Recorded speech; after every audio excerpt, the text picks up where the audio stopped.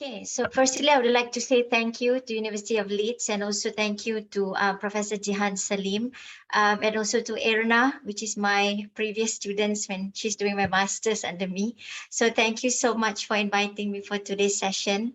It's been a delightful day meeting all of you from all around the globe talking about the idea of culture and diversity and the meaning of home. This is me. Just a quick introduction about myself. So if anyone wants to know me much further, you can just scan me by the QR code and you can get details about me. I'm actually the Director of Architecture School from University of Technology Malaysia. And I've been the director for almost 4 years now and will continue on perhaps in another session soon. Okay, so today's topic for my talk is about assessing design preferences of aging residents, and I will look into the Malaysian context of elderly care homes. So what we all know is that being an elderly is actually a very significant kind of an age because most of us will become old soon. So I'll become old, most of you become old soon. So it is when we're still waiting for the time to come. But the biggest question is that we have to ask ourselves, is the housing development in Malaysian context or in the well-developed or in the developed countries are ready or not yet to accept this kind of elderly aging living condition. So if you try to ponder and looking into this, don't let age change you, but change the way you age. So this is what is the perspective that we should look at, because each one of us will become an aging society soon, but we actually need to make a special place living actually for the aging and for the elderly to spend the rest of their life actually living before they pass away this world and go to heaven or go to other place. So actually, if you look into Nelson Mandela, and he's mentioning that we actually can change the world and make it a better place. So whatever it is actually depends in your hands, not only in the architect's hands, in the students, the academician, in the policymakers, but also in the individual difference to change the world for the better living society. So now let's talk about your old age. Okay, so I'm getting old. Erna is getting old. Okay, maybe perhaps Professor Jian is getting old. Okay, as time goes by, all of us in this room are getting old. So this is the big question that actually we need to ponder and we need to ask ourselves. Where will you live when you reach the age of 60, 70, 80, 90 years old? So where do we go? So this is the big question. And when I first come across this aging society, this aging group, it really triggers my mind to look into the context of Malaysia, because Malaysia by the year 2035 or by the year 2040, it will become the 42nd most populated country with aging society in the world. And by the year 2020 to the year of 2040, the age structure populace actually will be doubled from 7% to 12% from the whole total population in Malaysian context. And this means that there'll be more older people in the community. So in that sense, if we're looking at that, where will all of these elderly people live and in what kind of condition? And this actually is a question and big issue that worries me, not only perhaps I'm in the context of Malaysia, but also perhaps in the other context of the world also. So if we look into the context of the world, there are actually types of elderly housing, like you can remain in your own home and have your own community of choice, aging in place where you live in at the moment, or actually you can move in to live in an elderly care or an elderly care institution where actually you have a living in a community housing that is actually built for the senior citizens, and you have all these voluntary nursing homes and private homes actually to take care of you. But in one sense also, there is another typology where elderly can live with a lot of medical facilities and equipment. And this is actually for elderly who have disability, who have problems of severe health and conditions. And also there are some sort like what we have known here is also the retirement village. But if we look into the concept of retirement village, it is actually more like a kind of resorts and village which is suitable for the elderly. And there is a lot of equipments and a lot of facilities, but in terms of the costing, it is quite high also, especially for those who are in the lower income group. So this is actually a challenge that we actually need to look in the current context. So if we ponder to ourselves by the year of 60s or 70 and 80 or 90, where do we actually need to go? Whether we are going to age in place or where we're going to live in a retirement village. So this is the big question that we really have to answer. So if you look into the context of Malaysia itself, and I think it is the same similar situation, whether you're in the UK or in other parts of the world, because most of the houses is actually for the elderly are divided into two categories. One is the non-profit orientated and another one is the profit orientated. So the non-profit orientated is usually subsidized or under the organized by the government or by the NGO bodies, and the other one which is under the profit oriented is actually um, supported by a private provider. And this is actually quite expensive in cost. So if we look into the issues on the elderly housing, and if you look throughout the world, this is basically what is the problem that is faced by almost every country in the world. Number one is in terms of the problem of the low beyond the expectation needs. So if you look into the context, there are not much enough housing for the elderly, which I means that is a suitable living where most of the facilities and the housing design is actually mismanaged and with no proper monitoring. And also in the problem of the policy makers itself, especially to cater for the physical, the cognitive, and the spiritual development needs for the elderly. And in this sense, they're still lacking in terms of the standardization and having the best guideline practices. Because in developed countries like Malaysia, the policy actually to cater for the golden age for the elderly people is actually lacking, and they don't have certain concern in terms of the emphasization, especially in terms of the policies actually looking into the spheres of the home providers. And in another big issue is also in terms of the affordability of the elderly retirement homes, especially the ones with healthcare facilities. So most of elderly living, usually they actually put a lot of charges and high costing to it. And most of the who are from the lower income group, it's actually quite hard for them, especially to survive and to get a good, nice kind of an affordable housing, especially with all those healthcare facilities. So this is kind of a big dilemma that is actually being faced, especially in not only in the Malaysian context, but also in other parts of the world, like in Nigeria, in Indonesia, and also in most of the well-developed nations. So if we're looking into another issues is also in terms of the lacking of the contribution from public and private home developers.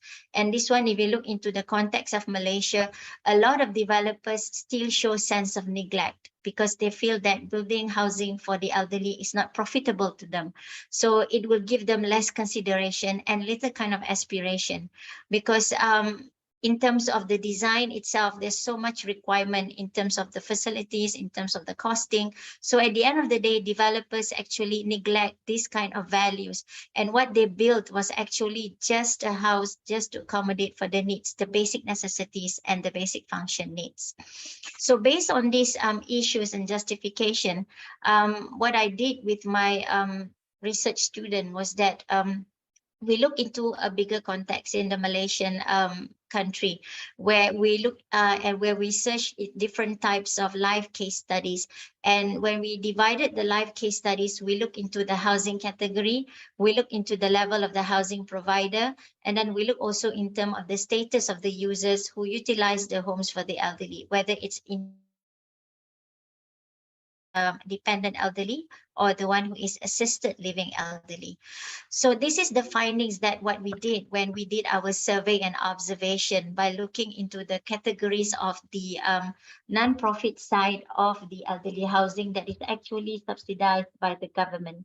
So in terms of the quality and the function of the living spaces, it's very quite minimal. So it's kind of a more the concept of readaptive reusing the existing building and turn it into the elderly living homes. For instance, in Malaysia, it is a very common practice and a common culture that a shop house is turned to become an elderly housing.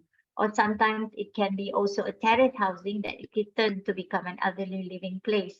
So this is what the current condition that it looks like, where there's a minimal kind of a living space, where the bedroom space is very limited. You don't have proper kitchen areas for facilities for cooking, for washing, for cleaning. And also there's a smaller space for dining space, for common space for integration, for socializing among the elderlies, and also social spaces is also very limited. So at the end of the day, it's still lacking in terms of the quality of spaces. And this also include in terms of the facilities like entertainment spaces, gathering spaces, and especially looking into the ideation of services, and also in terms of safety and security for the elderly. So this is a real life scenario that when we did a research, when we go to the elderly housing, we did take a lot of pictures from what is the real happening environment faced by the elderly in the Malaysian context. So these are some of the pictures that I will just go through very quickly.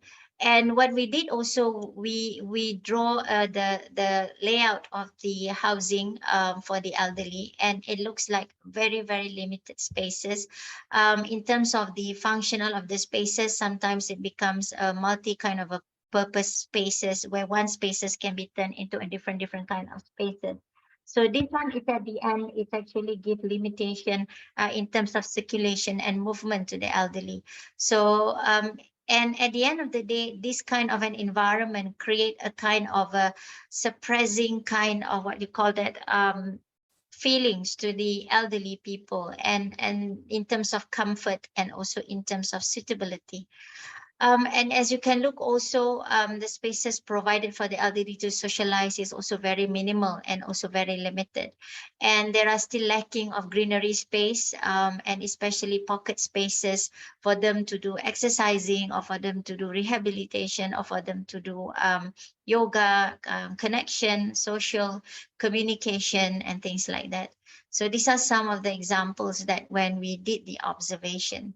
So it's kind of a quite pitiful, because this is where we talk about the neglect from the policymakers and also from the government point of view. So there should be more kind of emphasization, and more kind of delicate, what you call that, interference by the government, try to improve the quality living among the elderly. This is some of the examples of the way of living condition in the existing elderly housing.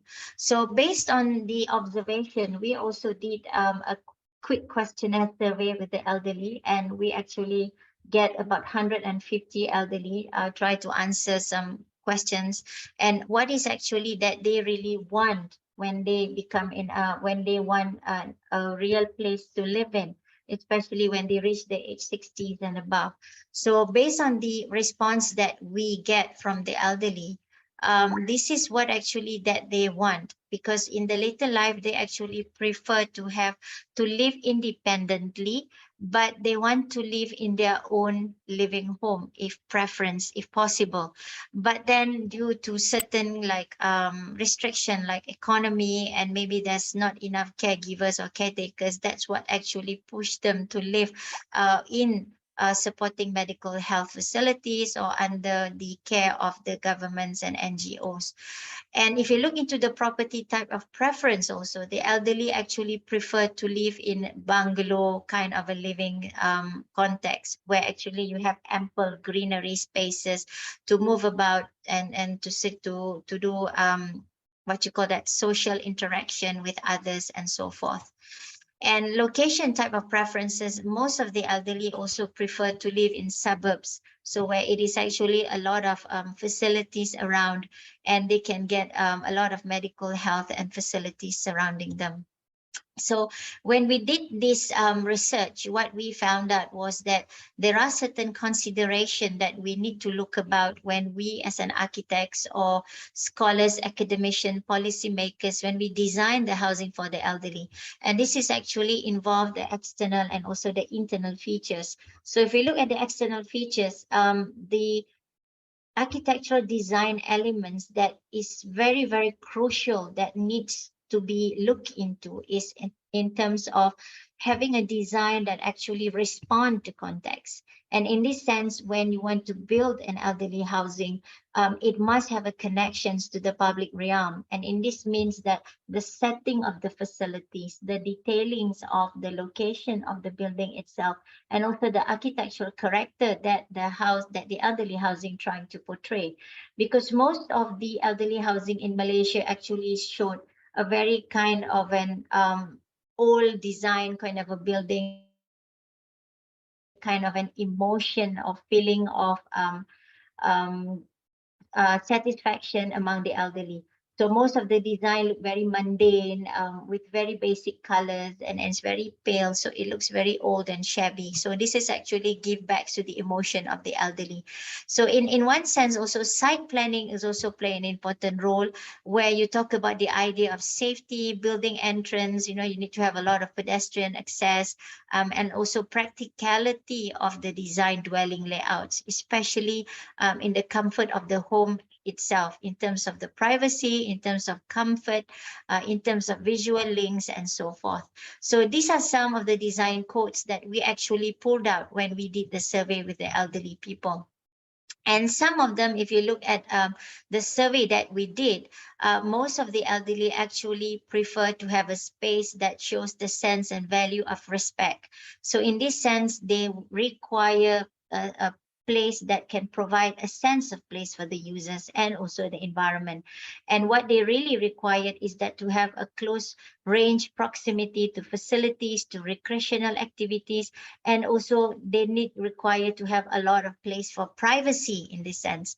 So privacy means that they want to have a private space, but at the end of the day, the private space also can be expanded, and also they can have an integration with other community and with other elderly members.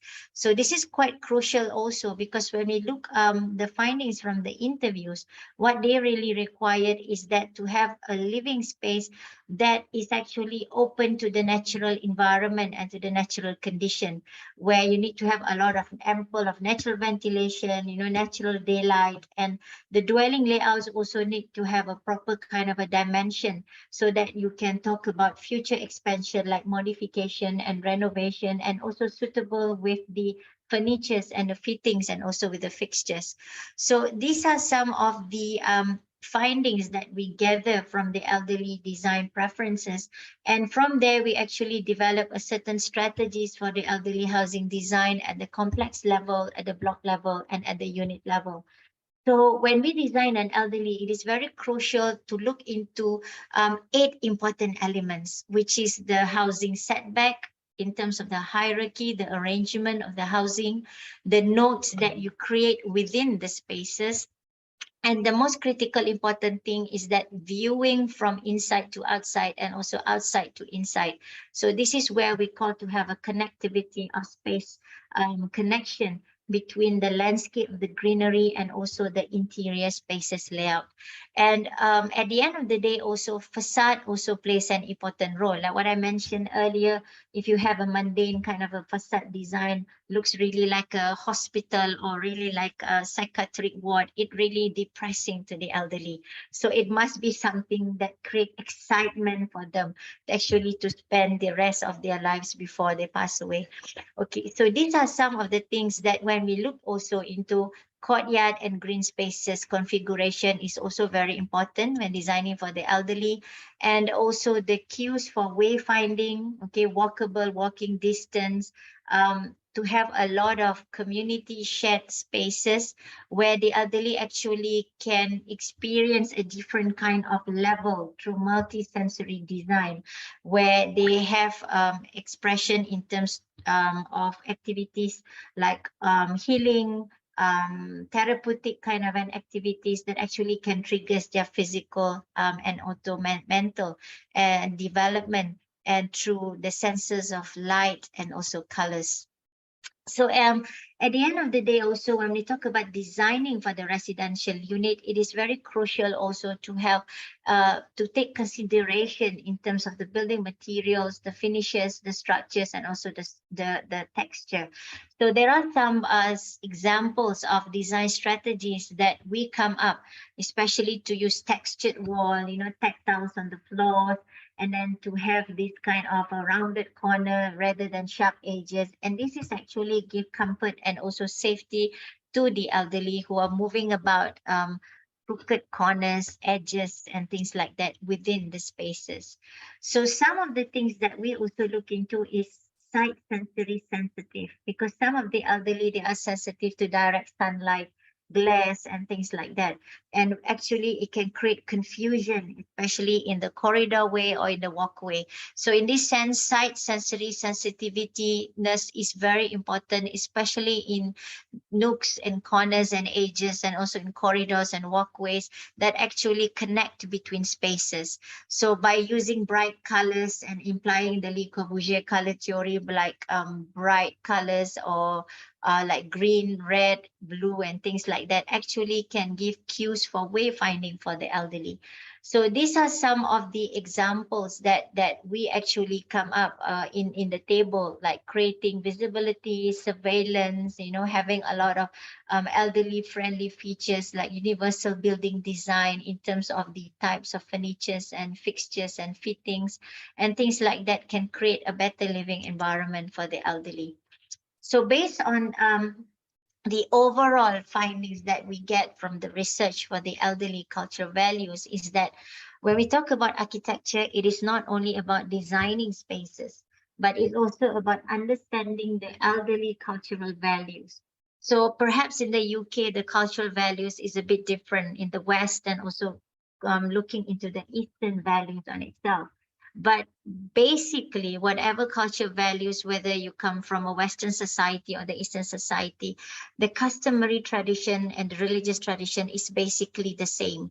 So if we look into the idea of the values of compliance, harmony, talking about community spirit building, mannerism, and also spiritual well-being, all of these are actually embedded in the society. So when we talk about elderly, we cannot ignore all these cultural values. So whenever we design the spaces, these cultural values has to be well embedded and integrated and well manifest into the design concept. For instance, when we talk about the idea of compliance, so when we talk about compliance, the design had to have this context of where we are going to design spaces that avoid interpersonal conflict, where all the spaces are well integrated with each other, where it actually can enhance and also can develop into the ideation of social acceptance and respectability among users and things like that. So these cultural values is actually very crucial. And from the observation and also interview that we did with the elderly, we actually pick up these five actually cultural values that is actually needed to be interrelated with the housing design. Like I mentioned earlier, the values of compliance, dignity, spiritual well-being, designing with the ideation to have communal spirit, manners, and also harmony. So when you have all of these values embedded into the housing environment, it will create a much better living spaces for the elderly. And from the ideation that we get from the cultural values, we come up actually with a model, and the model is known as CMHA, which is Cultural Modified Housing Accommodation Model. So in this cultural modified housing accommodation model, it looks into three aspects, which is the physical of the elderly, the cognitive, and also the spiritual, to produce a kind of an active aging society. And through this active aging society, it is supported with a lot of social integration through the buildability, a lot of community spaces. So, and this at the end of the day will actually produce and come up with an active engagement living among the elderly. So the CFMIH is actually still in testing, because we actually come up with the model, and we actually in the process of designing the house through the design studio projects. But after we come up with the design studio projects, then we will test it in terms of the model with the real life setting situation. So, and the way forward is that I think wherever it is, whether in the West or whether in the East, the most important thing is that we need to give consideration to the elderly living society. So I think, thank you. That's all from me. It's a very short kind of a presentation. Thank you so much. Yes. So I'll stop sharing my screen now. Okay, thank you so much, Prof. Thank you so much, Dr. Alice, for such an enlightenment presentations. Well, I will probably be one of the 40 millions in the elderly homes. Probably I need to choose now. It's really interesting to have these kind of topics coming into the picture on the meaning of home from elderly perspective, like pretty focused. So if anyone have questions to our speakers, to Alice, you can leave it in the chat box. So without further ado, I'm going to introduce our next speaker. Next speaker, Fatma Zara Hussain. She's a JUG postdoctoral fellow, casual academic and researcher affiliated with Curtin University in Australia. She received her master's degrees in architectural engineering and environmental design from the Arab Academy for Science and Technology and Maritime Transport in Egypt before pursuing her studies in Australia. She completed her PhD in architecture in 2020 from Curtin University, Western Australia. She has received several awards and fellowships for her research, including a prestigious IPREP Western Australia Scholarship in 2019. Her talk will be about designing homes with a heart, lessons from Abu Taj, Egypt vernacular houses, alongside with her second author, Yasmin Moanis, from Delta University for Science and Technology in Egypt. Fatma, if you are here, you could share your screen. The floor is yours. Yes, hello. Do you hear me? Yeah. Okay, great. Good.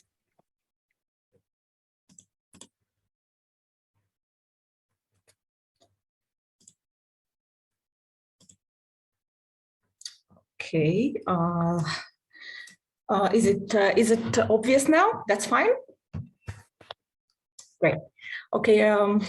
Good afternoon, and how are you, everyone? I'm so pleased to be with you today. Thank you, Dr. Jahan. Thank you, Irena, for organizing this great symposium. And on the behalf of my colleague, Dr. Yasmin Moanis, I would like to take you on a quick tour in some of the vernacular architecture of Egypt. So today I would like to talk about designing homes with a heart, and our case study is from Abu Taj. It's a small village in Upper Egypt in Asyut Governorate. So as a quick introduction, what is vernacular architecture? So in any environment, when people start to interact together, they are starting to search for a shelter, and they start looking around them and find the available materials and this stuff. So they create their vernacular architecture. So it is the style that is designed based on the local needs, the availability of the construction materials, and it is also reflecting the local traditions. So it is built by people according to their decisions and traditions and culture.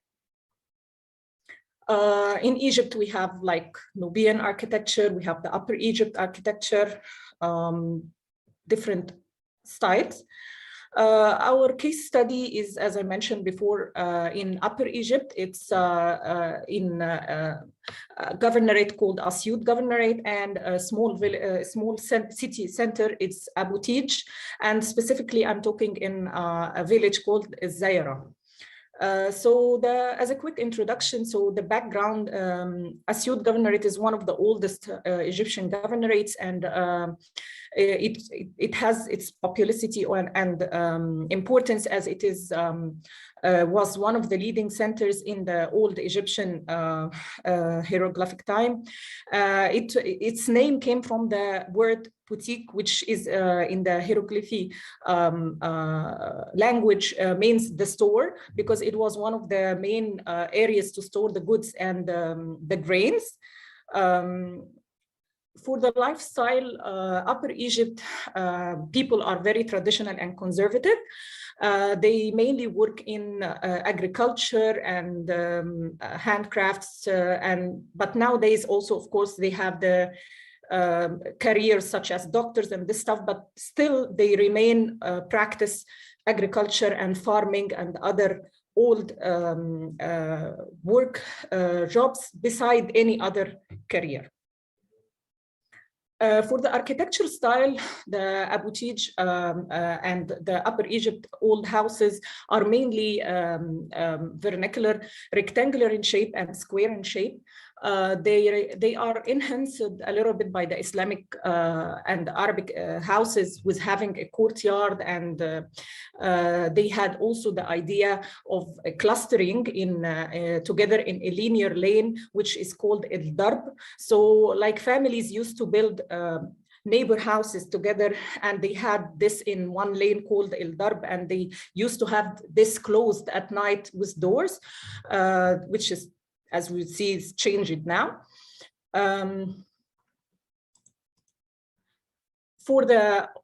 They are also having two other main principles, that they are using the natural materials such as straws, mud, and this stuff for building their houses, especially what is called the green mud or the traditional bricks.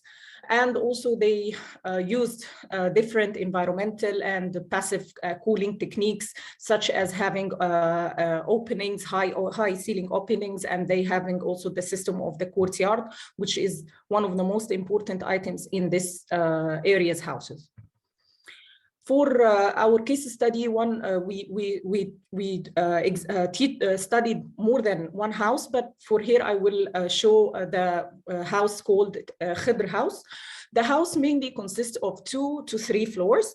The main thing happens in the ground floor. So the ground floor usually have mainly the court area, which consists of 5 to 6 elements. For the first thing, that it is the oven or the furnace, as we see here. Then also we have the mastaba, which is like the couch nowadays, or the living area for the people in the house, which is here.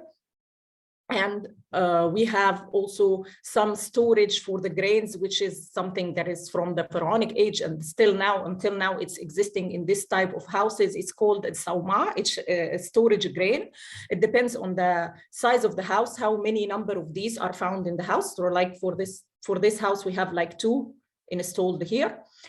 Ilzir, which is the container of the water supply for the house. As you know, like old times, there was no like water reaching to the houses. So they fill it and every day. We have the kanun, which it's the stove instead of the stove these days, the kanun, which this is the fire. They use it as for winter also to get warm, and they use it for cooking.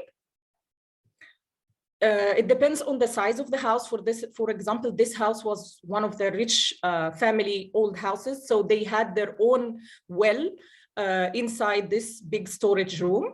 Nowadays, as you can see, it's closed because they don't need that anymore. There is already water supply reached the houses. And moving to the upper floor, we can see here, as you can see here, the court. This is the courtyard, which has all these items included, as we mentioned before. Then we have, for the upper level, for the second floor, in this house is consisting of a bedroom and 3 bedrooms.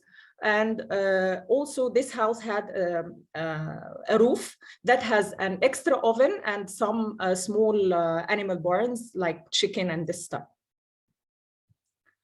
So as we can see that the houses before used to have a specific style reflecting the traditions and how people life is practiced every day. But after globalization, you can see that this caused as homogenization. So it's all typical blocks.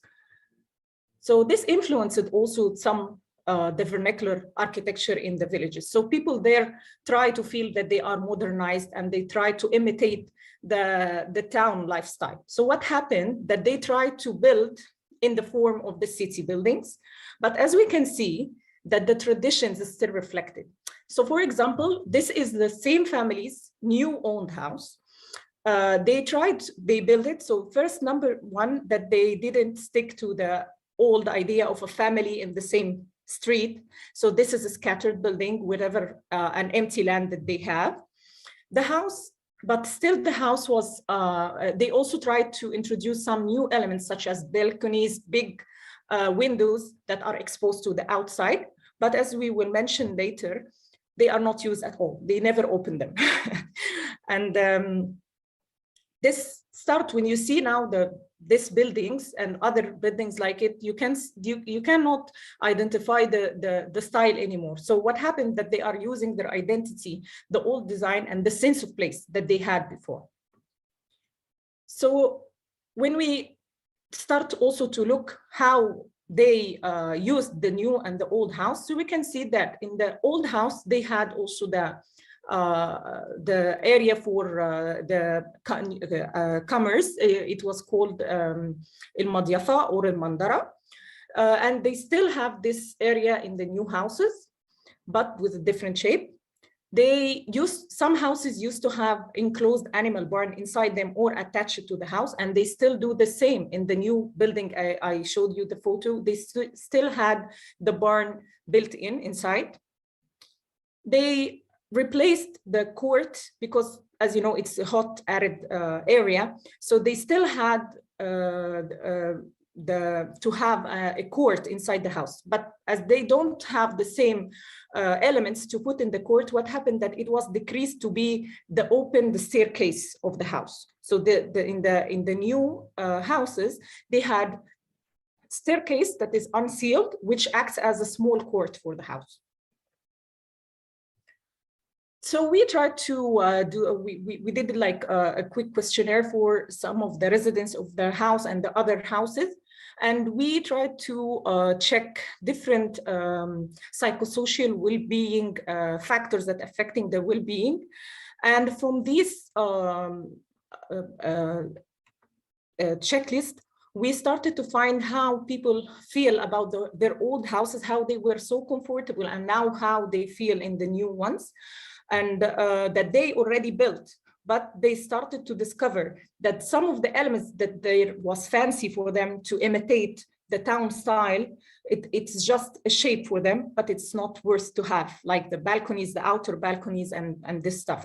It's not feasible for them for their lifestyle and their everyday practices. So from here, we can find that we have main findings and recommendations. That number one, the new houses and projects must take respect for the old vernacular and design guidelines. There must have time to give to the locals to express themselves and discuss their needs to stakeholders and to governmental agencies when they are doing new plans for houses for them and new residential areas. We need to empower people through emphasizing the relationship with the historic vernacular value and give the local inhabitants' needs. Aspiration must be the main concept in the new settlements. We need to know that there is a very important need for adding facilities for infrastructure and eco-sanitation, sensitive solutions to avoid any decays in the old structures and help the whole village to be alive with facilitating the maintenance of the old houses and keeping the sense of identity and the village's architectural style. Finally, the urban planning and the housing units must reconsider the community bonding and the effect of the new designs must have rewarding solutions. So we can see that to have a house with a heart, vivid house like the old ones, the old vernacular ones, we should respect, respect the environment, the occupant needs, and the cultural context. Thank you. Thank you so much, Fatma and Zara. That was really interesting presentations. Thank you so much for sharing us.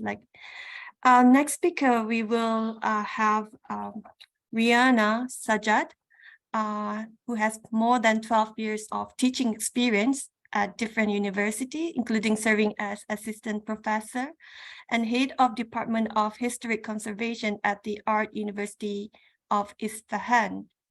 In 2022, Rihanna began working as a lecturer and a professional construction curriculum coordinator for BTEC at Derby College in the UK. Prior to that, she worked as a researcher and architecture consultant for SkyMites, Sindre Berhad in Malaysia, researching on intelligent buildings and the use of data to understand the impact of buildings on people.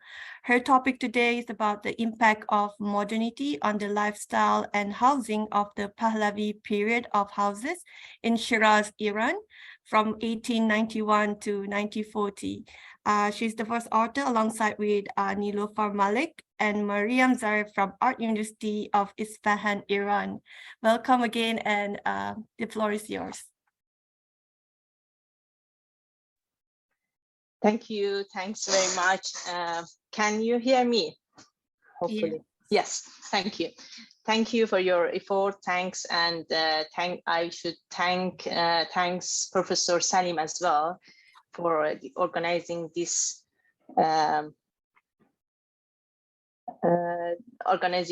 event. Let me share my screen. Okay.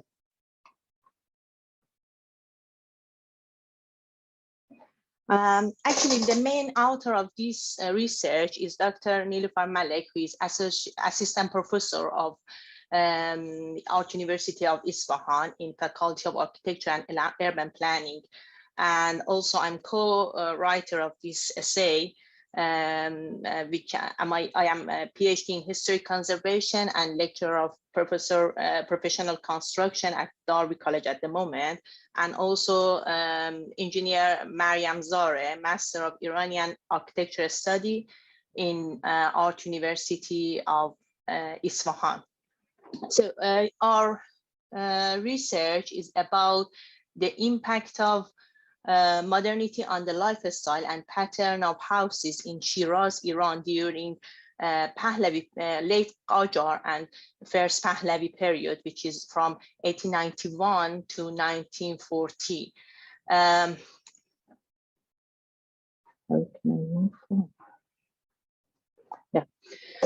Modernity had some significant changes in various cities of Iran and also in lifestyle of Iranian people. Shiraz, as other cities in Iran, has undergone several changes, which we are going to study in this research. And architecture plays a significant role in understanding changes in lifestyle, including cultural, social, political, and religious factors that will affect architectural appearance of buildings.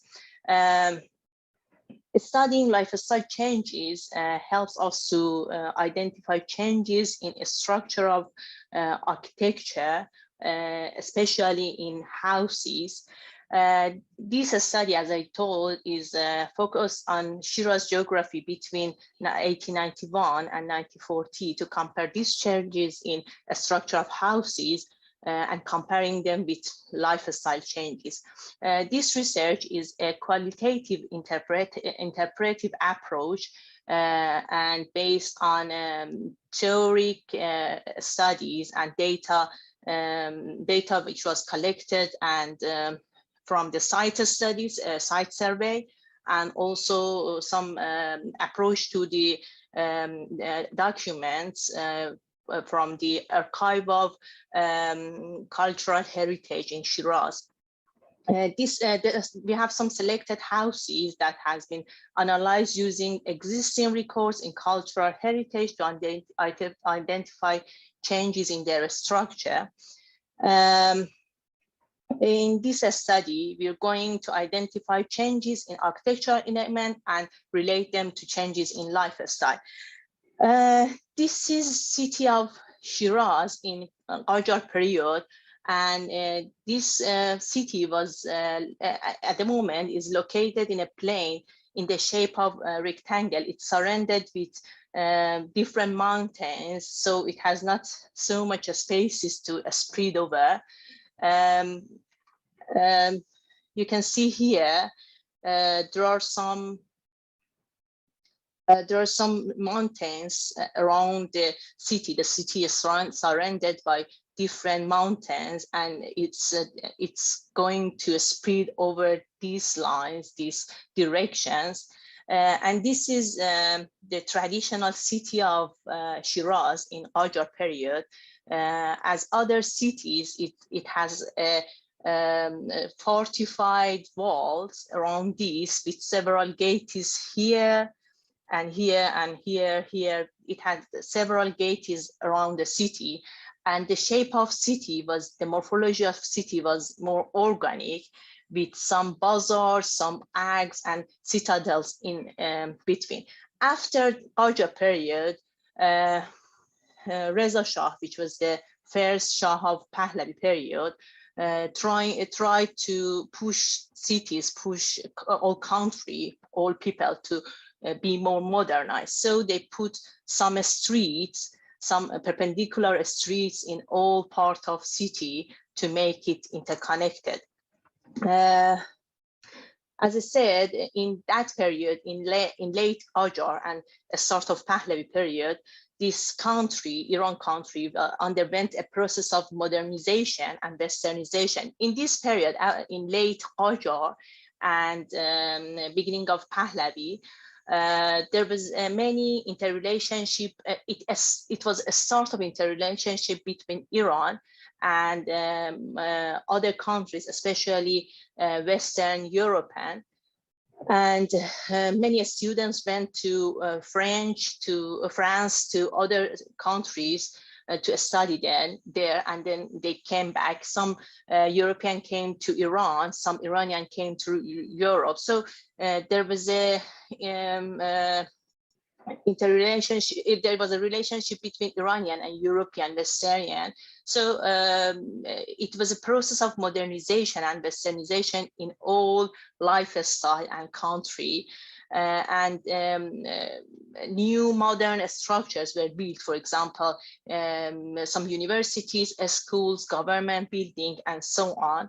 And also new urban planning principles were introduced, for example, wide and tree-lined boulevard and open public spaces, some infrastructure such as roads, bridge, public transportation system, and so on. So Pahlavi period was a beginning of constructing and changing cities to more modern and interconnected cities. In this period, in the late 19th century, there was a trend of westernization in the all Iranian cities and all Iranian architecture. And at the early 20th century, Ernest Helsfeld, who was an archaeologist from Germany, went to Shiraz to do some excavation in Parse, which was an ancient old city near Shiraz. And it was a beginning of archaism trend in Iran. So we had 2-3 different trends at the same time in Iran affecting its architecture and urban design. We had traditionalism, which was continuation of traditional architecture, tradition of building in Iran. And in beginning of Pahlavi period, the westernization and modernization trend began. And then we have archaism at the same time, which was, in Iran, they were thinking we have some problem and we can solve it. Looking at Western, they saw some interesting things. So they tried to be like them, not in meaning, just in the shape, in the form of that. And also they saw that some other researcher thought we had something valuable in our past, so we can go to our past and dig into our past to see what we had. So they brought ancient Iranian architecture, ancient Iranian elements, again in the form, not in the meaning. They brought it to the art and architecture. So we have traditionalism, westernization, and archaism. As I said, in this research, we're going to dig into some archive of cultural heritage to see how does this change of lifestyle, this change of mindset and ideology change our architectural aspects. You can see these are the traditional form of housing in Iran, constructing in 4 sides and the main yard in between. Going to 1941, we see some significant changes. For example, we see constructing in 3 sides of main yard, and also after that, construction in 2 sides of main yard, and sometimes later, construction in just 1 side. And then we see that they are separating, putting in separate spaces, accommodation here, services apart from accommodation.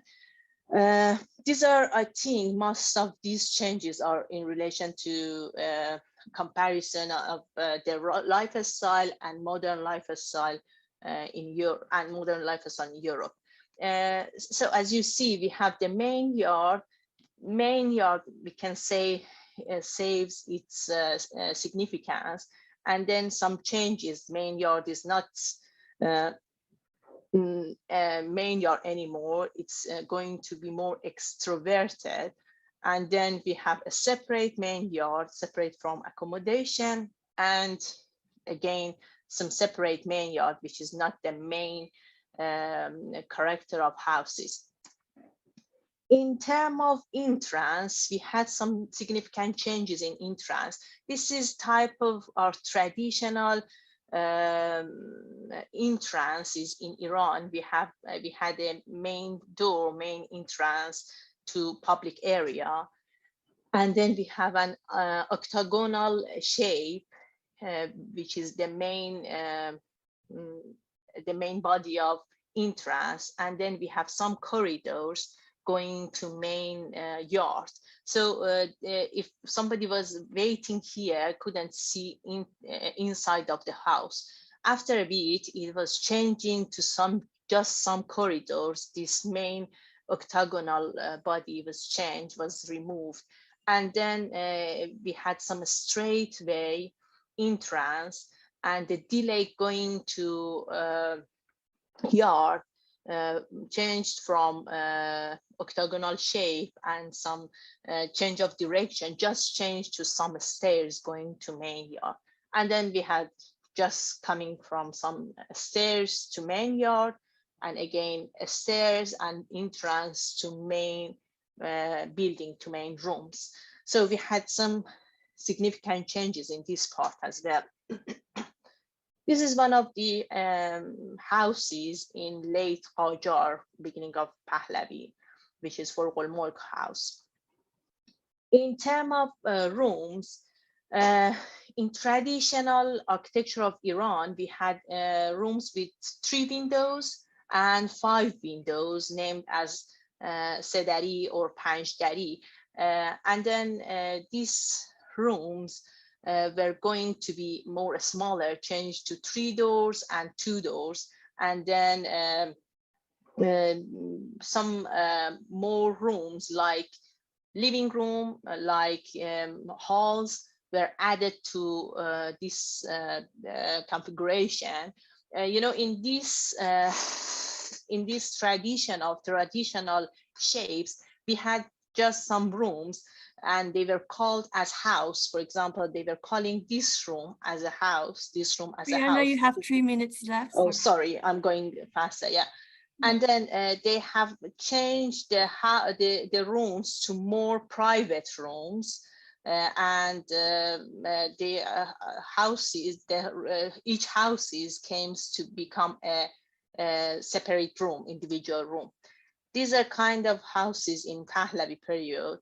And also we had some a staircase which was coming to the to become an important elements of facade. It was not in the tradition of Iran, it was not an element of facade, but in Pahlavi and Qajar, it becomes an important element in facade. And also we had some verandas with archaic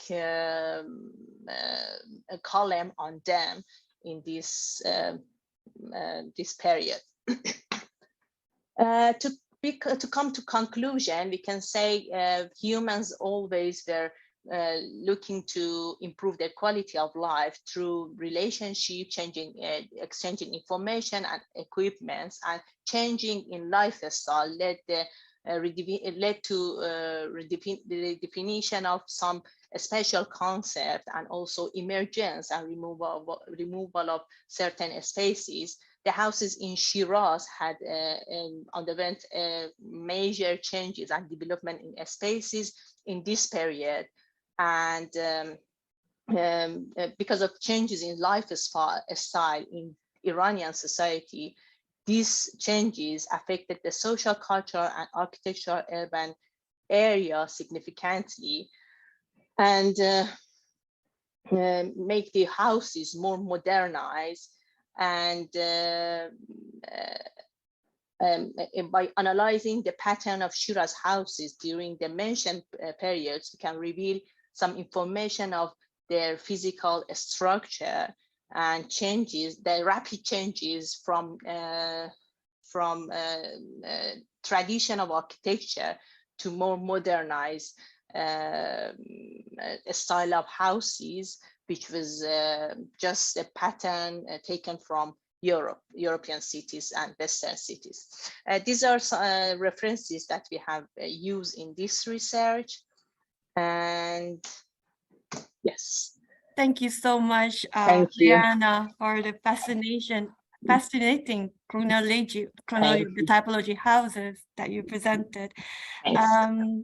If you guys have any questions, please leave it in the chat box. And without further ado, we will moving on with our next speaker. Fatma Zahra is an architect and a researcher. She completed her graduation in Building and Architectural Engineering from University of Engineering and Technology, Lahore, Pakistan in 2010. Later completed a Master of Architecture from Punjab University, Lahore in 2018. Currently, she is a PhD student in architecture from University of Management and Technology. Her research aim is to analyze resilient housing strategies through post-occupancy evaluation, and has participated in several conferences, seminars, and research publications. So her topic today is about analysis of resilient housing strategies through post-occupancy evaluation, policy implications for sustainable development. Thank you so much, Fatima. The floor is yours. Hello, everyone. Thank you so much, Professor Gehan Salem, for conducting this webinar and giving me the opportunity to have a talk here. And thank you, Erna Zarani, for doing everything, and the way you're doing everything is amazing. So I'm feeling so proud and happy to be the part of that. I'm Fatma Zahra from School of Architecture and Planning, Lahore, Pakistan, and my topic is analysis of resilient housing strategies through post-occupancy evaluation, policy implications for sustainable development. So housing is a basic human need, and today houses we need should be well planned, smart, and sustainable. According to World Bank, housing crisis could impact 1.6 billion people by 2025. So the shortage of land, unaffordable houses, poor quality of homes, and adverse climatic impacts have made millions of people more socially vulnerable. So today we need solutions, and housing sector should address the challenge in such a way that it provides sustainable solutions in order to lessen the negative social and climatic impacts and to increase the overall resilience of the built environment. So in Pakistan, the housing challenge is a big issue. Today, we are suffering from economic crisis, housing backlog, energy shortage, and negative climatic impacts. In order to improve the quality of housing and to make it more sustainable and resilient in future, there is need to develop a valuation methodology that will not only assess the performance and quality of housing, but will also determine the user satisfaction. So for this case, the post-occupancy valuation, which is a systematic evaluation of performance of a building that is in use, has been incorporated into the study to determine the quality of buildings which are in use, their performance, whether they are doing well, whether they are well planned, whether they are doing all the purposes for which it was built for, and to identify the area of improvement and to determine whether the users are satisfied with the project or not. So basically, the issue here is, or we can say globally, is that the current situation we look of the Pakistan is that the 40% of the population does not have proper homes at all. The lower and middle income people cannot afford quality homes. And if we look the picture of the situation globally, then the trend of sustainability is increasing everywhere in the world, and it gets difficult to incorporate it in the lower income houses. As to make the houses more sustainable, there's need to do that. We have to introduce the technology. We have to use to go towards the sustainable means. So to incorporate that in the houses in lower income and in middle income people which cannot afford the houses at all, it is very difficult to to make them sustainable for the future. The conventional houses, which are made from concrete and brick, which have been made in Pakistan for many years, they are not energy sufficient. They are not planned or designed in a way that they are contributing in controlling other resources. And a lot of carbon emissions are made from these, and they are not climate resilient at all. So the problem here is to make the houses better, they are with improved quality, to make it more resilient and to make it more sustainable for the future. So the aim of the research is to make a solution for the future generations, because there is a backlog of housing of 10 million in Pakistan, and to cover this gap, there is need to make more houses which are which are better in quality, which are sustainable. Looking at the current scenario of the Earth's heat stroke, and looking at the carbon emissions, and looking at the global warming in the world, there is need to make better houses which are more resilient and adaptable, and which are emitting less carbon emissions. And the whole aim of the research is to make a policy framework for resilient and sustainable houses for the future. So the main aim was to develop policy framework for climate resilient housing and to devise a methodological tool to conduct post-occupancy evaluation to determine the housing performance in Pakistan. So for this research, the parameters have been identified, which are the general characteristics of the houses which are taken under consideration, the users who are using the houses, what is the climate of the houses where these houses have been built, what is the physical architectonic order, and what are the physical urbanistic order for that, and the socioeconomic order. So for this research, 3 different case studies are taken under consideration, that are from Eco Enterprises, from Modular Tech, from Easy Bricks.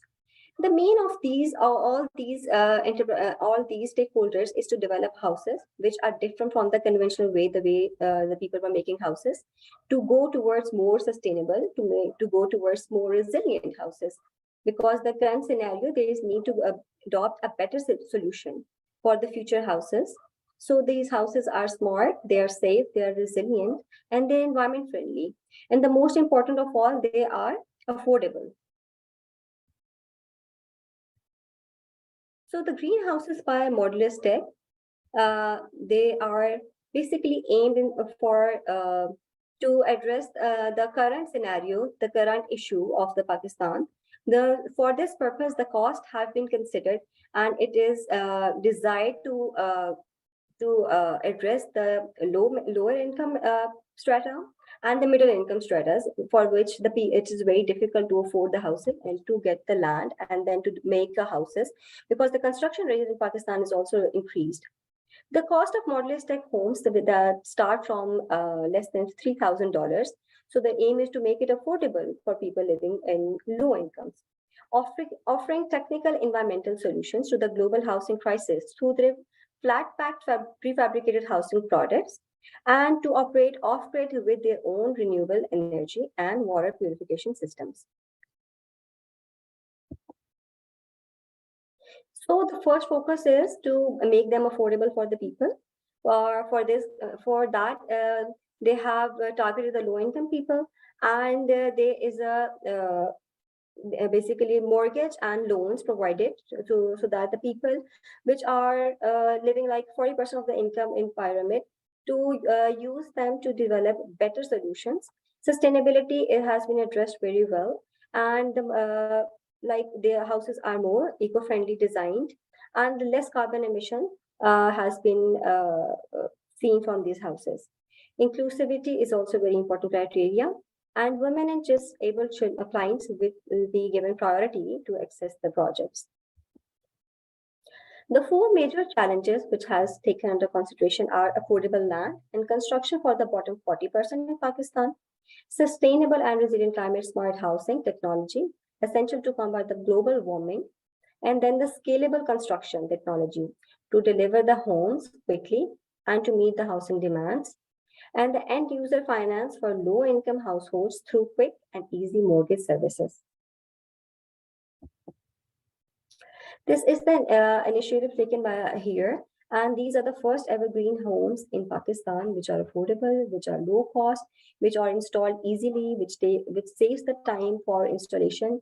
And looking at the scenario, like if we need 10 million houses in future, so there's time, like this today is the time we have to decide that how can we do that? How can we quickly or efficiently incorporate such houses in the communities for low income? And what are the solutions which can be done?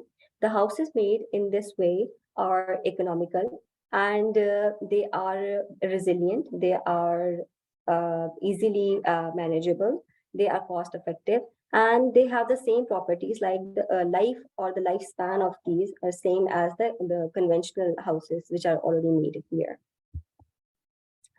This can be seen that the houses which were made conventionally with the brick or concrete are emitting a lot of carbon emission. And we know that globally, like 40% of the carbon emission has been done is from the houses we live in. So this is one of the most important consideration, and the carbon emission have been reduced, like 90% carbon emission has been reduced, and the net emission is tried to control, and it is zero. Net carbon emission is zero. These are the kind of houses which have been incorporated, which are for affordable and low income. The quality houses are good, they are sustainable, and they are more resilient. The one of the most important consideration which is considered here is the design. Basically, the passive design strategies have been incorporated so that the naturally the ventilation is done through natural ventilation. The windows or the wind catchers have been incorporated in such a way that the design is not affected, and the temperature drop has been achieved from 10 to 15% as compared to the conventional houses. The temperature inside has been really well maintained, because in Pakistan, in summers it gets really hot. The temperature is around 35 to 40 degrees. But in these houses, the aim is to control the heating load and to make it comfortable in summers by, and the degree, it's from 25 to 35 degrees Celsius, which is 10 to 15% drop. So the design of the houses is flexible. It depends upon the demand, and they are single story, single units, double story, or 2-bedroom, 3-bedroom houses. And it all depends on the client, what kind of house they want. So it is easily affordable, and it is easily be customer designed. So, the main aim which has been achieved from this research is that the houses for the future, the houses we need for the future is they are more sustainable. And in Pakistan, it's better to build future houses which are good, properly designed, properly made, which are energy efficient, that is resilient to climate, and impacts of the sustainability have been incorporated, which and the desire is to less the carbon emission. So if today we will think about getting more resilient and more sustainable, in future we will be successful. And this is how our homes can play a significant role to make them better homes for future. Thank you so much. Thank you so much, Fatma, for the interesting Thank you so much. apologies and then the explanation about the frameworks and towards the sustainable development. I think that is what we all are like going forward towards, like developing built environment towards sustainability. Next, we have a speaker, Aisha Abdul Karim Aliyu. She is an architect. She pursued her first and second degrees in architecture at Kano University of Science and Technology, Kano in Nigeria. She received the prestigious TED Fund Scholarship awarded by the Nigerian government to outstanding academic staff to architecture by enrolling in a PhD program at the University Technology of Malaysia. Her research focuses on housing, culture, and sustainability, where she explores the role of culture in shaping housing designs and the impact of sustainable architecture on the environment. Her topic today is about Afrocentric cultural influences on traditional spatial housing design towards sustainable living. Aisha, you may start. The floor is yours. Hello? Hello. Yes. Yes, am I audible? Yep. Okay. Good afternoon and good evening, somewhere good morning. As Arina introduced me, I'm Aisha Abdul Karim Aliyu. I'm here to present my topic on Afrocentric cultural influence on traditional spatial housing design towards sustainable living. Actually, I'm a student of Dr. Alice, currently under supervision of Dr. Alice.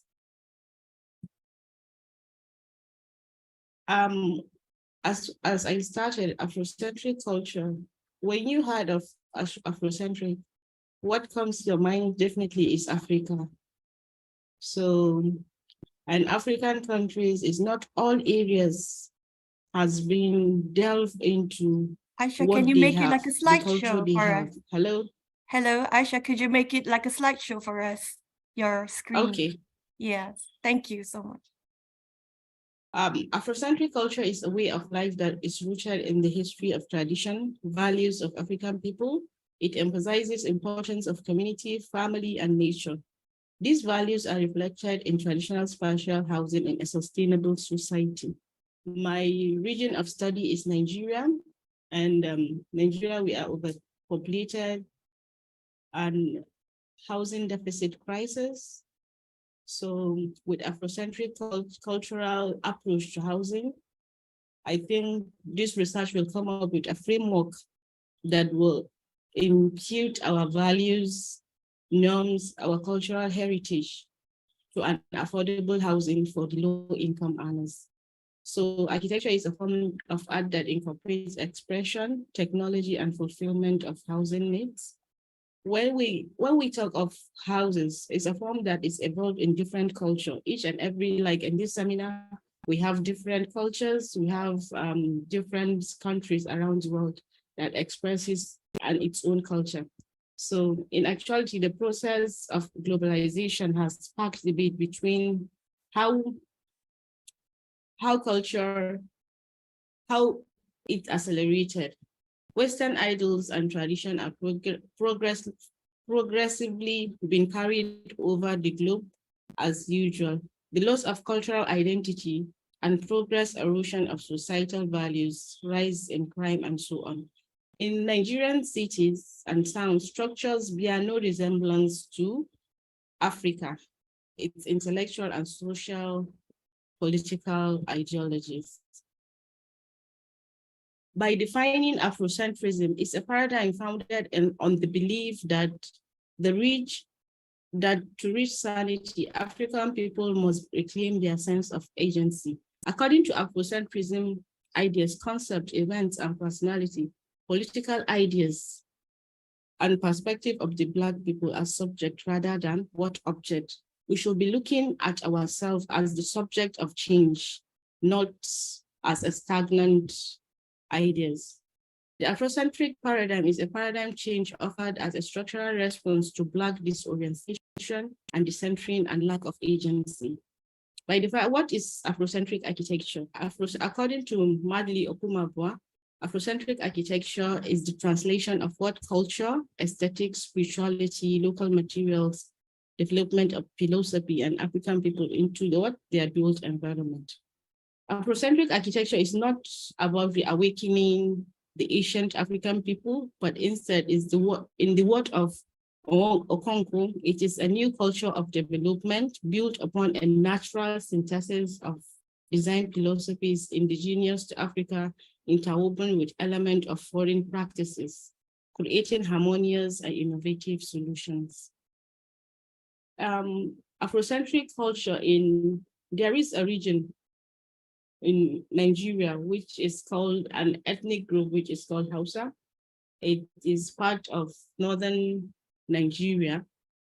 It has its own concept of building, its own concept of architecture. Here, there are some features in the Hausa architecture. They have the pinnacle, the decorative motifs, the domes, the spouts, the walls in mud bricks, and the floor mostly in sand. How architecture started in Africa. The evolution of architecture is traced through diversity, tradition, regions, overarching stylistic trends and dates in architectural history. When you heard of Africa, you will not see anything in history except what Egypt, because all the African countries are silent, except now that Kere architecture is on, Mariam Kamara, and so on. So before it was only Egypt, that is the focus of Africa. Many people did not believe that African architecture was worthy recognition, and many still do not think it is worthy of acknowledgement. That is the reason that what influenced the architects even in Nigeria.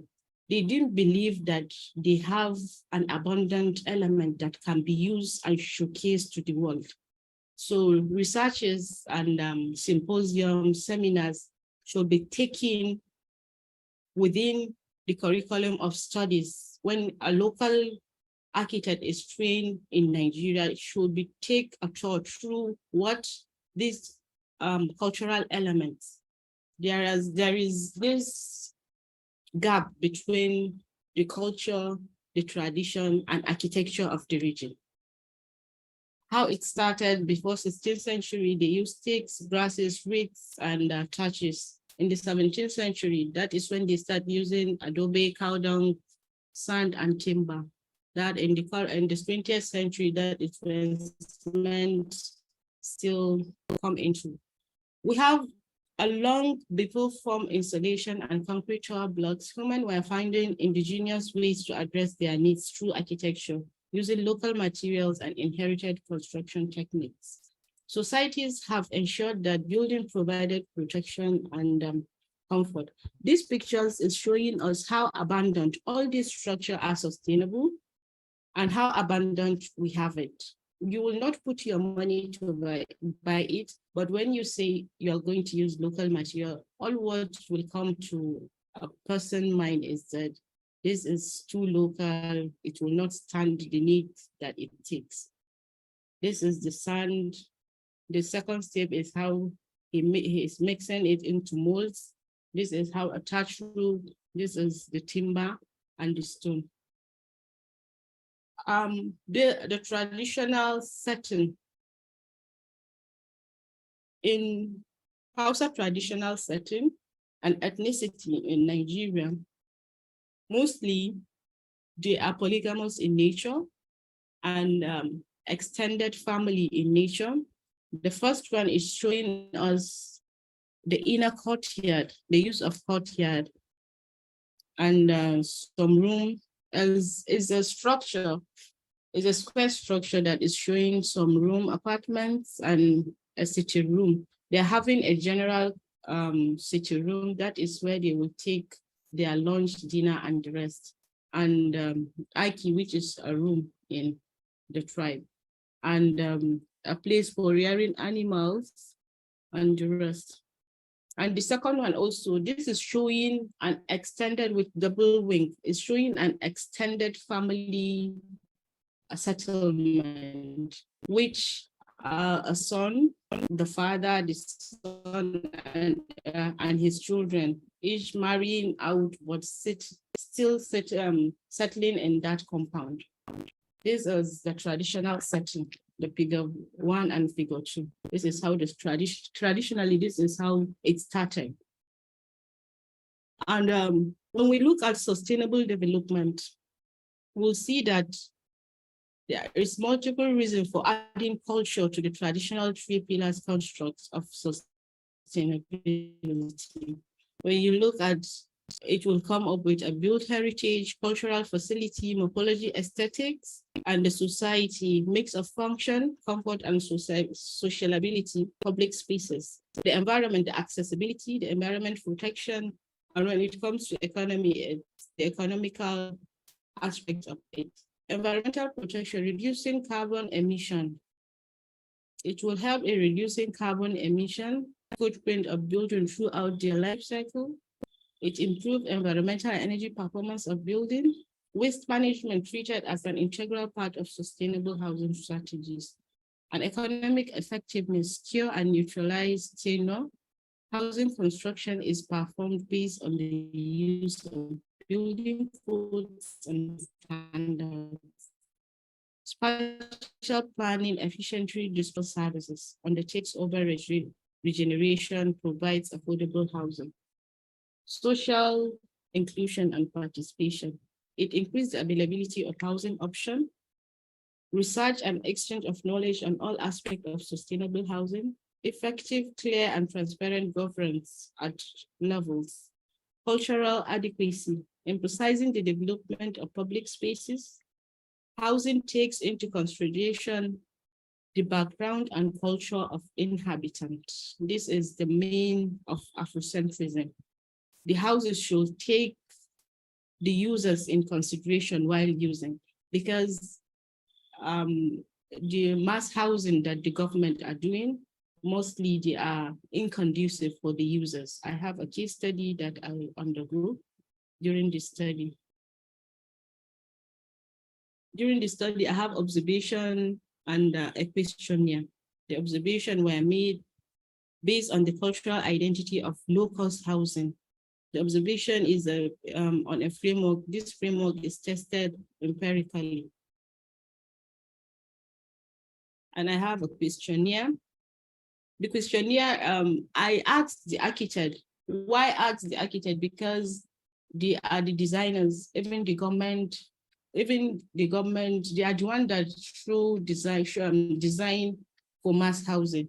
So we want to know, why is it that they are not inculcating Afrocentrism to the policy or the guidelines when it comes to structure, so that housing deficit can reduce.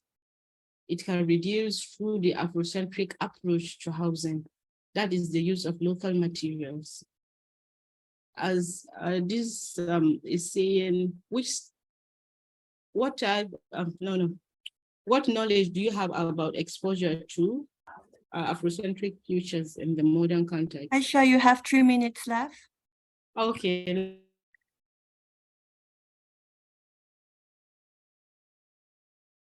Aisha, I think you're muted. Okay, now I'm okay. Oh, yes, I can hear you. Yes, you only have 2 minutes left. Okay, these are the case study. By mere seeing the case study, we can see the structure mostly are dilapidated. And this is a housing, it's a government project, not qualitative, and by misusing this as a project for the learners is an opportunity for this research so that the government will have an insight of what to do when it comes to deficit in the region. This is the case study, the plan, and in conclusion, the study attempts to see how Afrocentric cultural approach will be combined with modern architectural ideas to assure sustainable, affordable housing, with low-income design project transitioning to an Afrocentric cultural lifestyle. This research will create paradigm shift in Kano future building industry. There are pictures, these pictures that I pasted, the first one is in Iraq, the second one is housing project, but is a proposal. And the third one is in Niger, designed by Mariam Kamara, showing the local materials. The local material can be inculcated and have what we want. Finally, architects play an essential role in restoring and preserving the ethnic groups and tradition and providing a platform for local builders to participate in building construction. Afrocentric cultural discussions, seminars, and symposiums should be fostered and adopted by academics and architects so that future architects are aware from the start of their studies. This is what is missing in the training of local architects in Nigeria, because they are not taught about what is happening, what is supposed to do within the region. So thank you. I think this is all I have. Thank you so much, Aisha, for your presentations. Moving forward, we have the last but not least, Rusfina Widayati. She is a PhD researcher at the University of Leeds. She completed her master at Gajah Mada University in Indonesia. Her thesis title, Spatial Concept of Lamin Dayak Kenyah in East Kalimantan. She was a lecturer at the University of Mulawarman in the Department of Architecture. She also involved in construction projects and procurements in her campus. She engaged as a local researcher in her latest research project, A Sense of Place in Traditional Market Area in Pampang Village, in collaboration between Universitas Ciputra Surabaya and the Ministry of Tourism and Creative Economy Indonesia. Her title today is about Lamin Long House, a community home in Pampang Village in East Borneo. Hi, Rusfina, the floor is yours. You may share your slides. Thank you. Is it Yes. seen now? Yeah, we can. Okay. Okay. Would like to say thank you for encouraging me to join this seminar and organizing such a good seminar today. I'm Rusfina Widayati, a PGR at School of Civil Engineering, University of Leeds. And my title of my today's seminar would be Lamin Longhouse, a community home in Pampang Cultural Village in East Borneo. Would you mind that I stop my video? So maybe could. Yep. Could you make it like a slideshow? Okay. So this is the interior of the Lamin Longhouse, a traditional house of Dayak Kenyah tribes in East Borneo. So according to history, the origin of Dayak Kenyah tribe settling in the cultural village of Pampang said to be result of the immigration of the Dayak Kenyah tribe from Apkayan. Some said that is the migration from northern Kalimantan. Some of said that from Malaysia, the route of immigration. Then in 1977, then they built a longhouse called Lamin Adat Pemungtawai in 1980s in Samarinda city. And later on, the government of Provincia of East Kalimantan designed that this village become a cultural village in 1991, and this is the location of the Lamin. in Pampang village in Samarinda. So the location, if we see this, the village cross linear, and the expanded of the village is mostly linear, like from the gate of here. So this is the gate. So the village and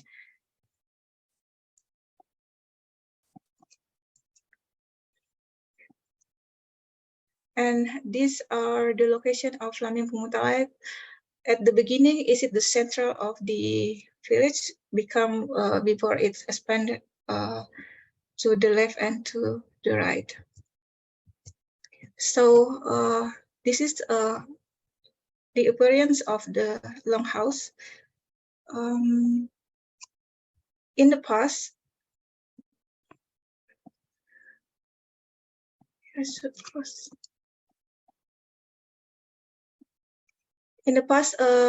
Lamin actually like a kampung or a village who live in the one big house as a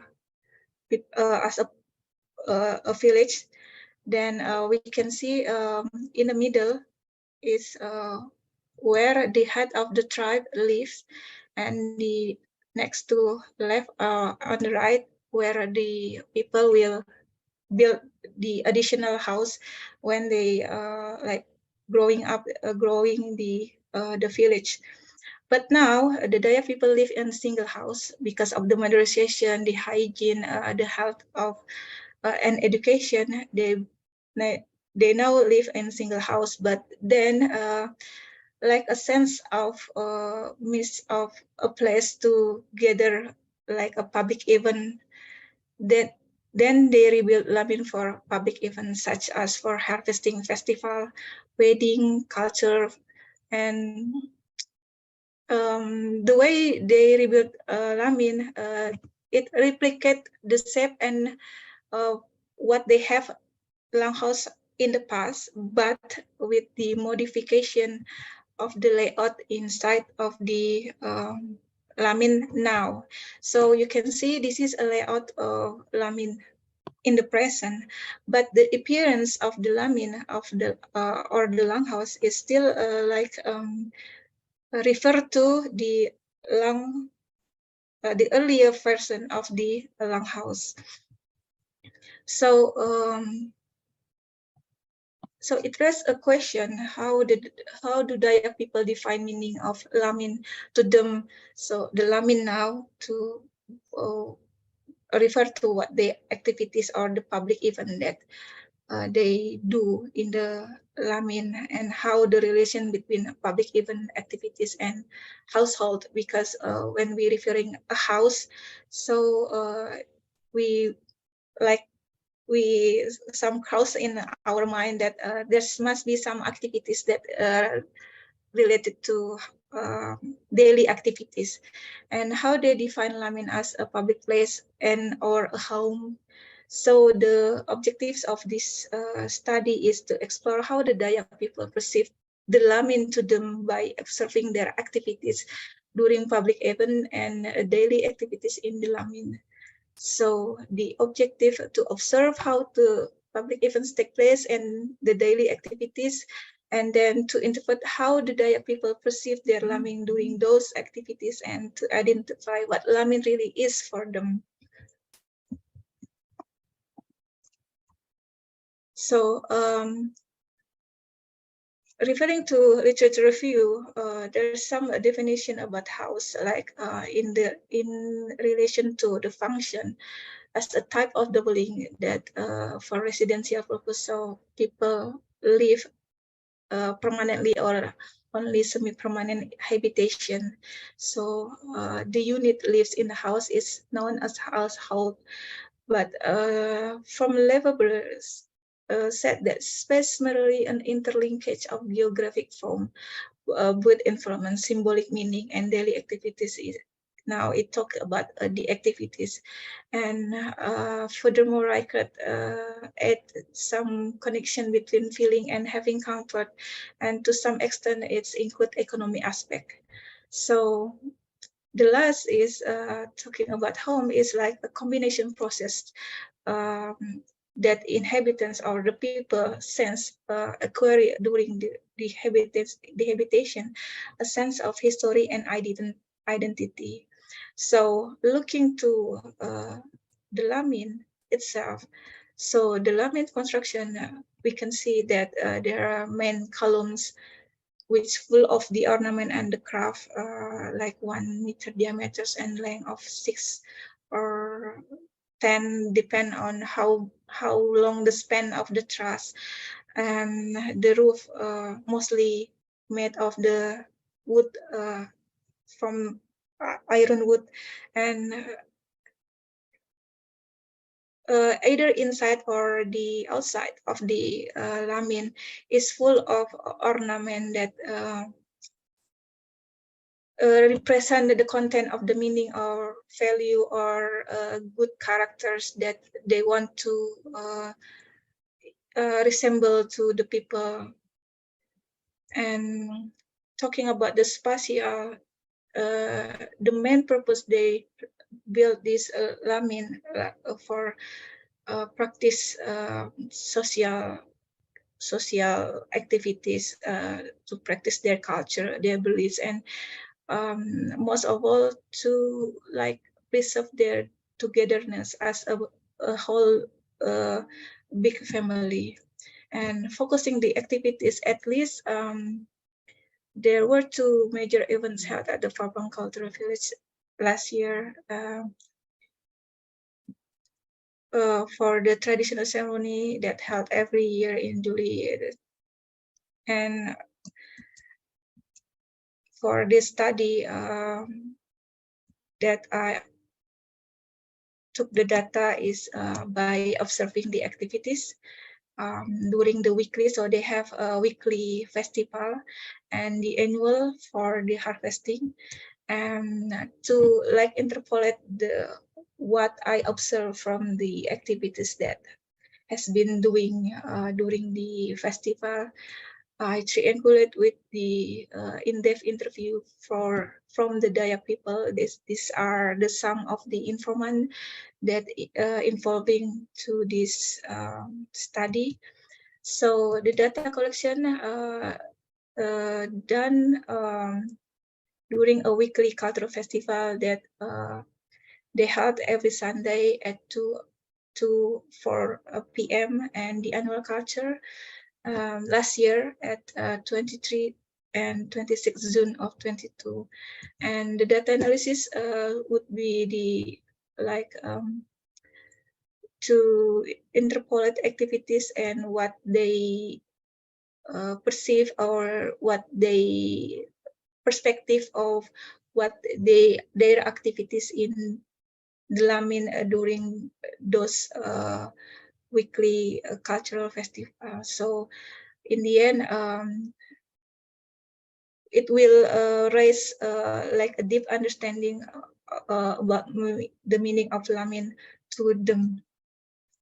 So these are some of the results that after observation.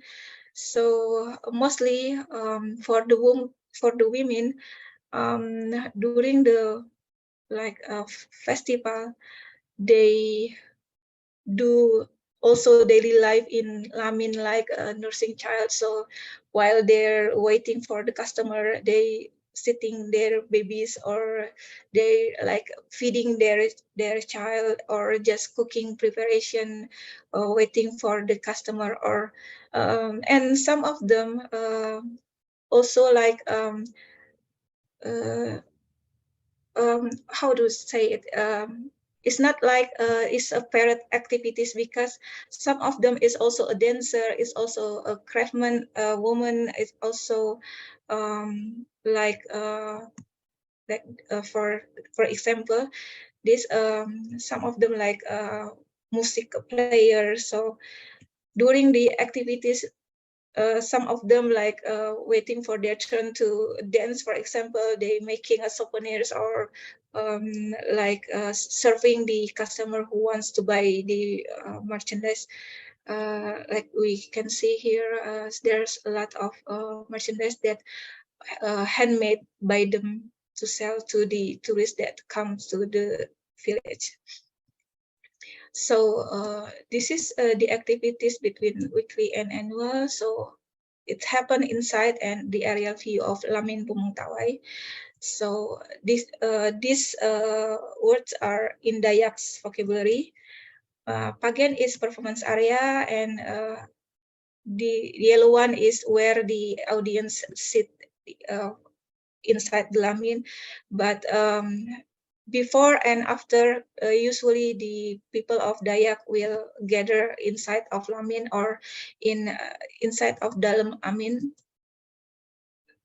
the backstage for changing outfit or waiting for their turn or eating inside, because of when there's no cultural festival, Dalam Amin or backstage is like a dining area. So when they have like wedding reception, this is where the place the preparation for the food and for the meal inside the Lamin. Ruspina, So you have 3 minutes more left. Okay, thank you. So for the annual is like the activities expand outside out of the Lamin. This is the where the annual festival occur, the front yard of the Lamin. So the yellow one is audience and the green one is where the performance perform their dance. So this is trading activities is also expand. So if the weekly it happen only that the red rectangular, but in the annual is expand to along the street of the village. So it's like 100 of trader to sell their traditional merchandise. So this is the informant that I've been interviewed for in-depth interview, and there are thematic key point of what they perceive of their activities and how they see Lamin to what they call home.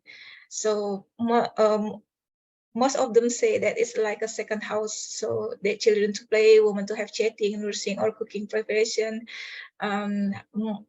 Majority said that is like a house for everyone. So it's like everyone is invited, so you can go into the public event. So some of them is like for raise income, so because they can sell for people that can like making beads, so they can make a outfit for a bracelet, even the purse or hat from the beads.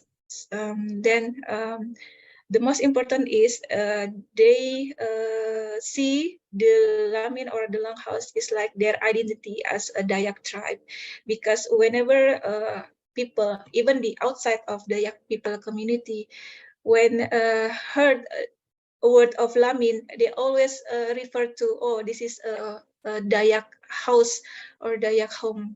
So the conclusion is Lamin is home for they done public event such as trading public event, and but the activities intertwine in between that daily cultural and economic. And the most important in Lamin is their home, a place together as a community. Everybody has a right to be there, doing household activities or trading activities and etc. So thank you for the time and the opportunity. Thank you, Ruspina. Back to you, Erna. Yeah, thank you so much, Ruspina, for the amazing presentations. Very informative. I do have a few questions here.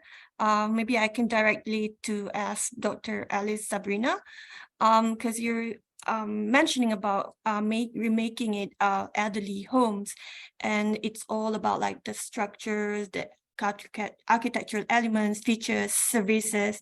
And I was just wondering, like, what about the involvement of the kids and the youngsters, like how this will benefit to the elderly people in making themselves feel contributed as the senior people in the society. So this will actually impact their the lifestyle, the cultural values, and also the way the life will continue on as a sustainable development society. Could you advise or? Yeah, okay. Thank you so much, Sharna, for the question. Feeling young at heart is almost everyone's inspiration, right? You want to feel very young at heart, even though you are old. So, especially for the elderly, it's very important actually to be with the young people, and this is actually will give them more high spirited in life and feeling that they are really wanted in society. So in that sense, when we look at most of the elderly housing design, what they are designing is that they are secluding the older community from the youngsters. So perhaps when we are becoming policymakers or architects or future designers, the most important thing is looking into aspects on how we're going to integrate the spaces, the activities and the functions that has a balance, communication and also connection between the young generation and the old generation. So in this sense, most of the elderly housing design is actually limited as a living space, and it's actually dividing them within the elderly within their own boundary living. But in a sense, for the future kind of a living, that when we establish the theory of that I mentioned earlier, that CFHMD, we were talking about integrating elderly and also the youngsters into the spaces design, especially in having community spaces within the elderly living housing itself. So in this sense, the function of the spaces has to be multi-user function, where it can be used for the youngsters and it can also use for the activities for the elderly. So this will in turn create the integration between those both generation, and actually will reduce in terms of the generation gap. So this is very important to have a kind of design scheme that actually cater both integration needs the young and the old generation. Yeah. Okay. Thank you, Dr. Alice. Yeah. And I also have one question for Fatma Zara. Are you still around? Yes. Hi. Yes. So I was so interested with the Iran housing. The globalization of the new housing itself. May I know, like, what are the factors that actually makes them adopt the new housing concept? Like, you have all the cultural values in the vernaculars homes in Egypt, and how does that how can like they build a balcony but people can't really appreciate that? And it's somehow, even the elements that you highlight, balconies, is also a problem in Malaysia too, because maybe some of them will appreciate balcony, but I don't actually appreciate balcony because of the hot weather and so on. So could you like explain a little bit like what makes them adopt the new housing concept rather than going back to the past and try to find elements like the others presenters actually highlighted in the discussion? Yes, so mostly I think so globalization had affected a lot of things. One of them,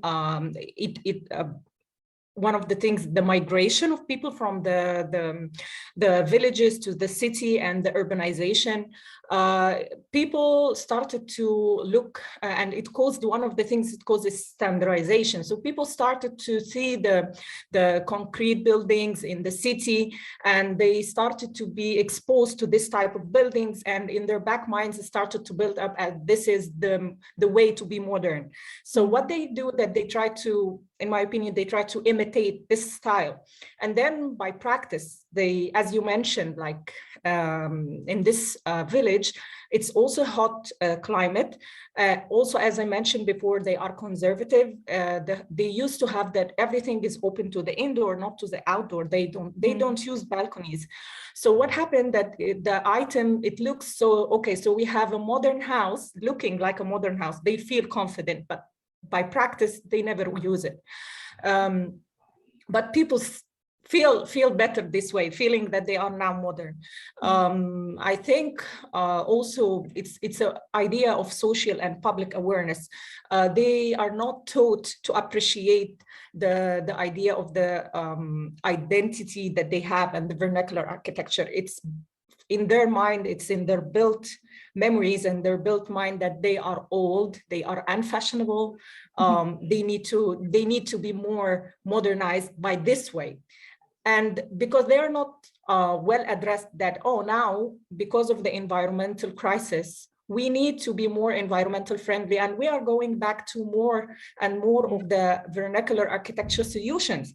So for example, the old houses, so what happens, that most of the families have their old houses running until, like this house, for example, is now almost 100 years old, despite it's from adobe and wooden ceilings, and they keep using it, and then when it starts to decay, it's closed, and they move on and build a new house with concrete and this stuff outside.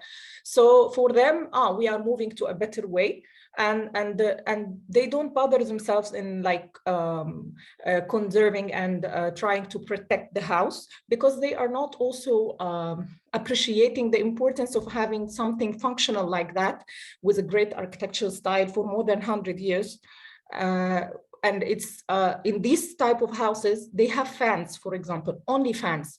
And in the new houses with concrete, all of the people who can afford to get air conditioner, they are doing that, because they cannot having that bearing the new temperature and the rises of the temperature without, just like before with just fans and this stuff. I hope this reached you. Yeah, I think that's pretty true. It's happening in Malaysia. Like last time we only have like fan ceilings, and now everyone has to have air conditioning in their house. So next questions are from Danu. Danu, would you like to ask? Can you unmute yourself? Okay. My question is to Rehana and Aisha regarding the modernization. How do you think architect or housing sector or maybe other related sector should react or should respond about this? Is it how do they should accommodate kind of this westernization or modernization in cities, or they should resist it? Is there Rihanna still here? Rihanna?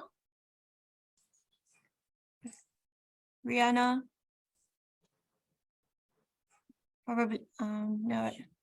Or maybe the same question can To Aisha. Be Aisha, are you Aisha, still? yes, Yeah, yes, I see Aisha. Oh, hi. Hi. I'm here. Don't know. We are not. The problem is that we are upgrading. We want to merge the traditional culture to modern culture, because, like in my country, we don't have anything like our cultural heritage is diminishing. The cultural heritage is lost. Well, we want to restore and conserve our culture. We don't have anything that a tourist can come and have a look up that this is Nigeria, or this is what we have. We build with what we have. And we are merging both the modern elements and the traditional element, not the traditional element alone, like the Kere architecture, as I say. Thank you. Okay, thank you, Aisha, for your answer. I think we are at the end of our sessions here. I would just like to wrap up with a summarization that we began with the discussion of what's the meaning of home in the morning session, and then how it comes from different perspectives, different cultural background. And then moving on to the second session, it's all about how the cultural values incorporated with the housings from different contexts of the world. So we basically have like from different parts like Iran housings area, Egypt, Nigeria, and then we have Indonesian. And how these are connected? I can see that a lot of them that preserving their memories through ornaments, architectural elements, in order for them to preserve these memories. But at the same time, they were constricted by the generalized physical spaces that have been constructed by the policies makers, the governments. So this is like the interesting discussion, like it's not just happening in Malaysia, like it's happening all around the world.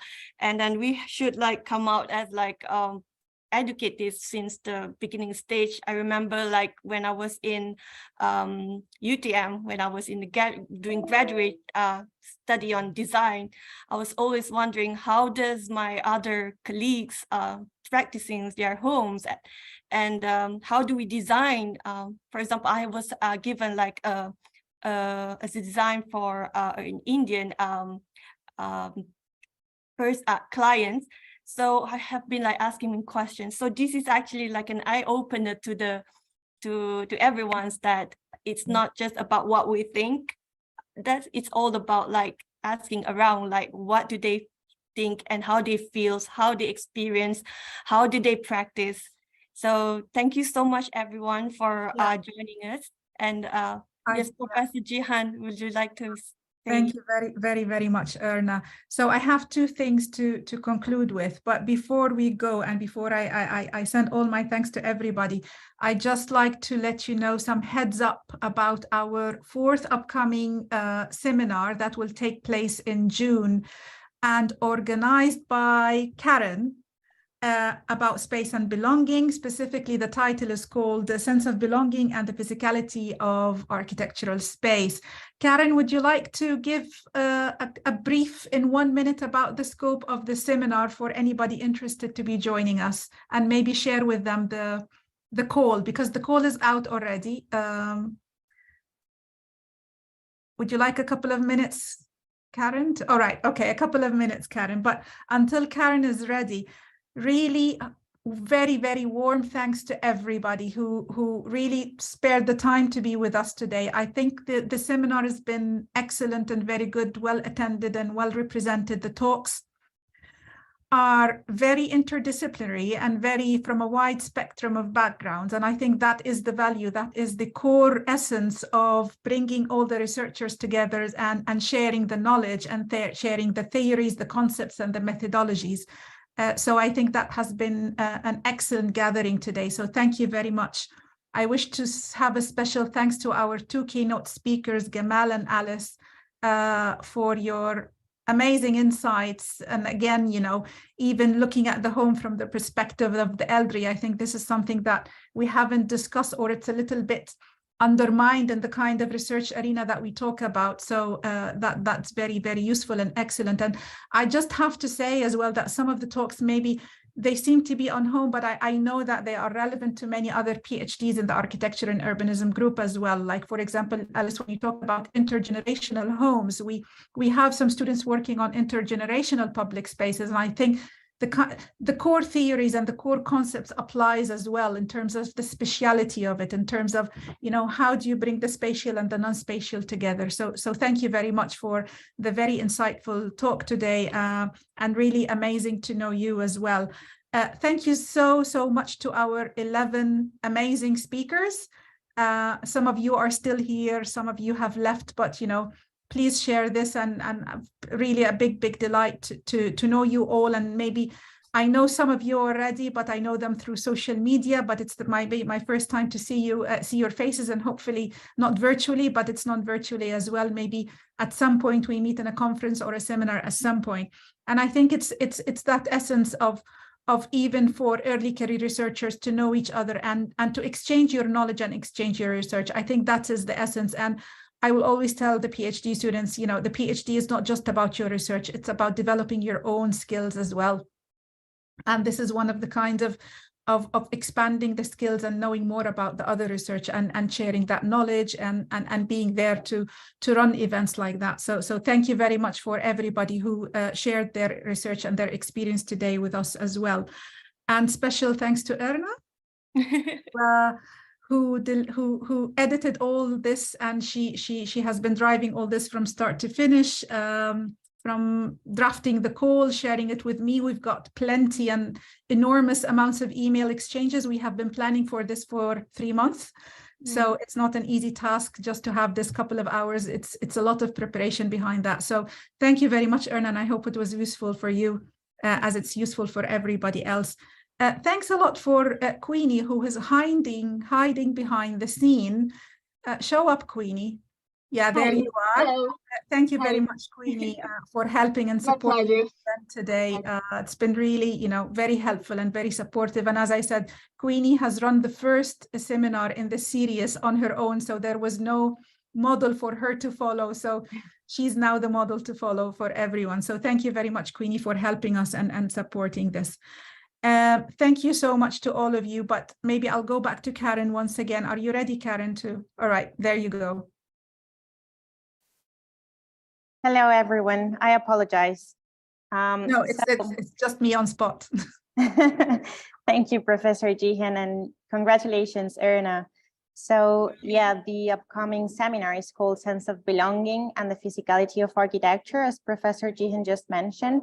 We will have 2 keynote speakers, Dr. Deborah Curriton from the University of Wolverhampton and Dr. Luc Macron from Imperial College London. So we are still receiving abstracts. I will share with you the poster through the chat, and you're more than welcome for the next seminar. It was so nice to meet you all. Thank you very, very much, Karen.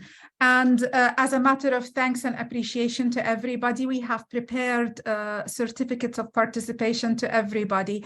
And Erna will be sharing this by email. I was hoping that you're all here together with us at Leeds to hand it over to you in person.